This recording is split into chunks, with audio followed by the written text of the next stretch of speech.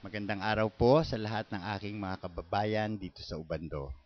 Ako po si Lawrence Contreras, tumatakbo po bilang independyente sa darating na halalan. Ako po ay tubong paliwas at kasalukuyang naninirahan sa Pag-asa, Ubando, Bulacan. Alam niyo, maraming nagtanong sa akin kung bakit ko piniling tumakbong independyente. Simple lang po ang aking isinagot sa kanila. I choose to run as an independent councilor because I want to be free with my views and not to be influenced by other people. Ito po ay papapatunay ng aking malinis na hangarin at mga adhikain para sa mahal nating bayang Ubando. Bagamat alam ko pong mahirap ang pagtakbo bilang isang independyente because every day I have to fight a battle. Ang bawat araw po ng aking pangangampanya ay isang pagsubok na talaga naman pong pinagdaraanan ko. At nakakatuwa po ang pagtanggap po ng mga mamamayan ng Ubando sa akin bilang isang independent councilor. Sa katanungan naman po kung bakit nyo ko kailangang pagkatiwalaan ng inyong sagradong boto sa darating na ika-10 ng Mayo, ay simple lang po ang aking kasagutan. My track record in public service will speak for itself. Ako po ang kasalukuyang tagapanghulo ng Pundasyong Kasilunawan ng Ubando, isa pong samahang kinikilala di lamang po sa bayan ng Ubando, but nationally dahil kami po ay kinikilala ng NCCA at ng CCP.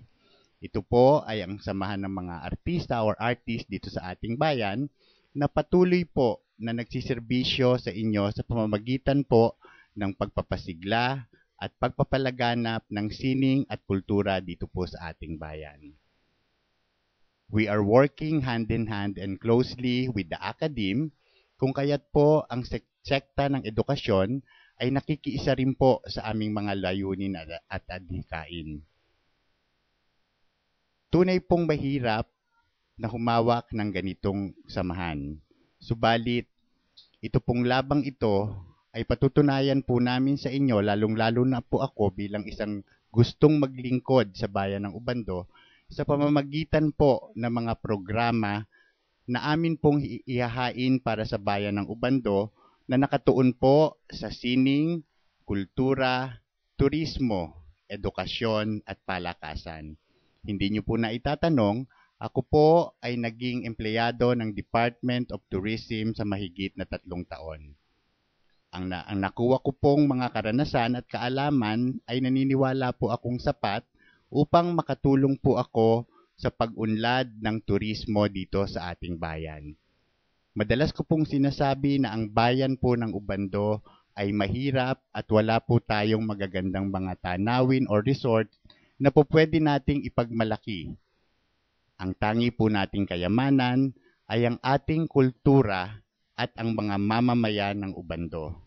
Dito po sa puntong ito, naniniwala po ako na dito po tayo kailangan mag-umpisa sa pamamagitan po ng paglikha ng mga programa na magiging kapaki-pakinabang and that would eventually lead to other venues katulad po ng pagbibigay ng trabaho sa ating mga mamamayan o yung tinatawag po nating livelihood projects.